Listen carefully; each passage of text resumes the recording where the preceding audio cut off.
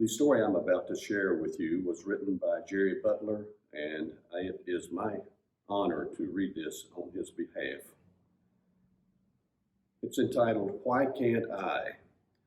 Ozzie the ostrich emerged from his egg on a sunny African day and was amazed at the life around him. He could hear the roars of the lions in the distance. Herds of zebras were grazing nearby. The huge elephants with their babies rested in the shade of the trees. But Ozzie was most impressed with the birds that filled the sky. He realized that he too was a bird. He had come from an egg, had soft brown feathers, a very large beak, and just knew that as he grew older, he too would be able to fly. He watched every day the graceful creatures that seemed to float in the air. Some would swoop and dive, and others would just glide with no effort, as though being asleep and floating on air. They would come back to earth and land in the trees or rocks where they could build nests and raise their families. Ozzie would practice daily, flapping his wings and trying to make them strong enough to lift his growing body skyward.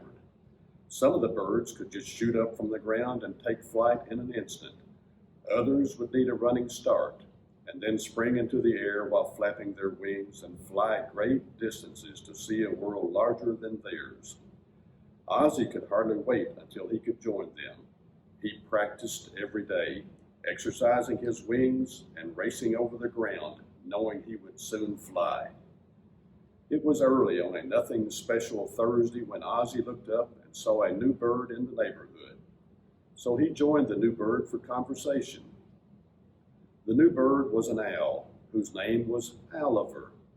The new bird said he had noticed Ozzie's attempts at flying.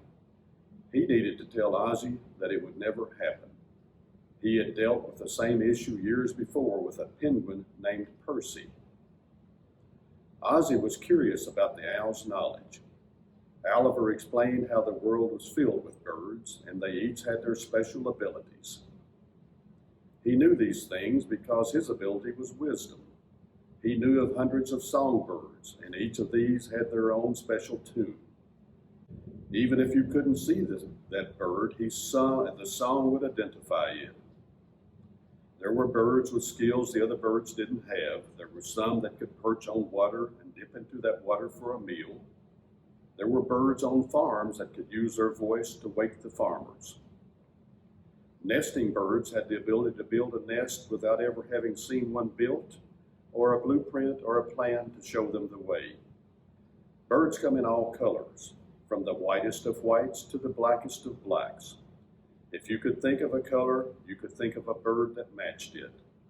The human animals so much admired these colors that they used them in their artwork.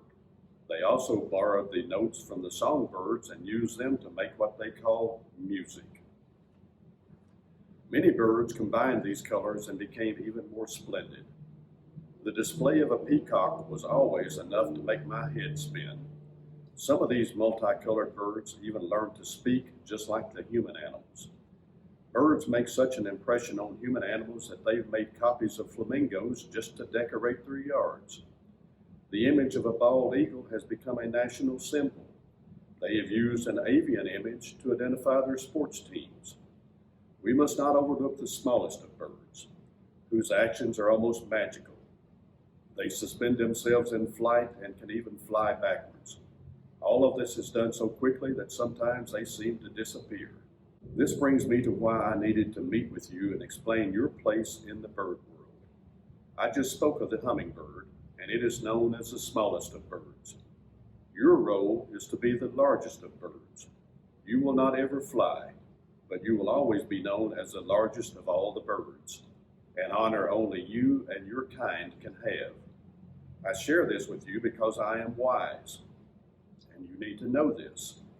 In spite of the tales, you will never bury your head in the sand. You learned all of this from who? Ozzie was awakened one morning by a sound he had never heard before. It was a distant rumble that continued to grow louder. It came from thousands of wild beasts racing to the river to satisfy their thirst. Ozzie was between the noise and the river, and it frightened him. His instinct told him to run. He ran faster and faster, then realized he had never run so fast in his life, so fast that he no longer heard from the herd. He learned that day that his special gift was the ability to run. Flying was no longer his wish. He was faster than any bird he knew. Other birds could fly, but he could run. Sometimes he would run just to test his ability. He realized that many animals had their own special gifts. Giraffes were taller, and they could see danger from great distances and eat food that was beyond the reach of other animals. Elephants could use their trunk to draw water or blow dust across their back to keep biting creatures away. Monkeys could use their long arms and tails to swing the trees and escape any threats. But mostly they did it for the pure joy because they knew they could do something most animals could not. And then Ozzie realized he had a gift that other animals did not. He knew that other animals would see his skill and be envious. Other animals would see him and ask, "Why can't I?"